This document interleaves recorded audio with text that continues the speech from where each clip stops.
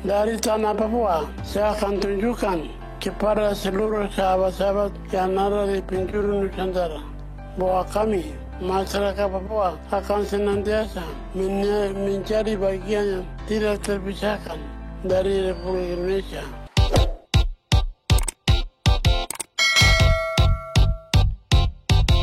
Dari tanah Papua, saya akan tunjukkan bahwa kami masyarakat Papua menjadi bagian yang tidak terpisahkan dari bangsa Indonesia.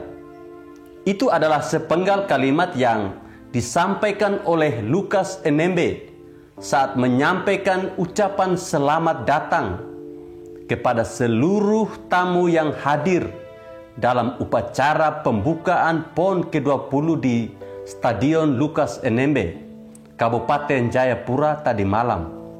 Tidak berlebihan rasanya bila saya mengacungkan dua jempol bagi Jokowi dan jajaran pemerintah saat ini karena komitmen mereka untuk menggelar PON ke-20 di Papua setelah setahun tertunda karena pandemi. Beban mereka berlipat ganda karena isu keamanan Bumi Cendrawasih tengah mengemuka ketika gelaran pesta olahraga nasional ini diputuskan akan tetap berjalan. Sebanyak 10.000 atlet dan ofisial dari seluruh provinsi di Indonesia tumpah ruah ke 4 kota kabupaten di Papua saat ini dengan resiko terpapar COVID-19 dan mengalami gangguan kelompok kriminal bersenjata yang hingga bulan lalu saja masih melakukan serangan bersenjata dengan sejumlah pembakaran rumah warga di kaki Pegunungan Bintang.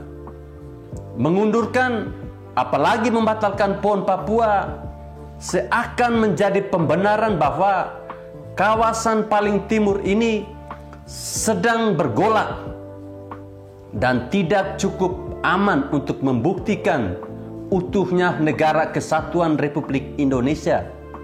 Namun, ternyata kita tetap mampu bergerak maju sebagai sebuah bangsa yang besar dan mempunyai visi geopolitik yang terang benderang bahwa Papua adalah bagian integral dari Nusantara dan segala problem soal pemerataan pembangunan dan keadilan ekonomi masih terus berupaya kita selesaikan. Wawasan geopolitik dalam helatan PON ke-20 kali ini jadi penting tidak hanya dari sudut kepentingan, tapi juga dalam hal peran informasi. Dari 1.900 wasit yang bertugas di event ini, ada 34 pengadil yang berasal dari luar negeri. Salah satunya berasal dari Australia, yang sikap politiknya terhadap Papua mirip dengan Vanuatu dan sedikit banyak membangkitkan trauma kita kala Timur Timur lepas dari Indonesia pada tahun 99. Itulah sebabnya sudah menjadi tugas awak media tanah air untuk menyuarakan peran kita sebagai pilar keempat dalam dunia demokrasi Indonesia untuk memastikan bahwa PON Papua memang tidak sempurna, tapi kita berdaulat dan mampu mengurus diri sendiri.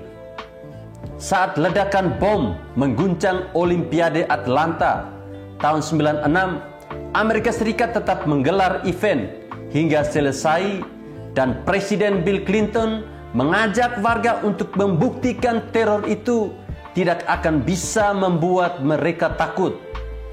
Saya berdoa agar tragedi yang sama tidak terjadi di Papua.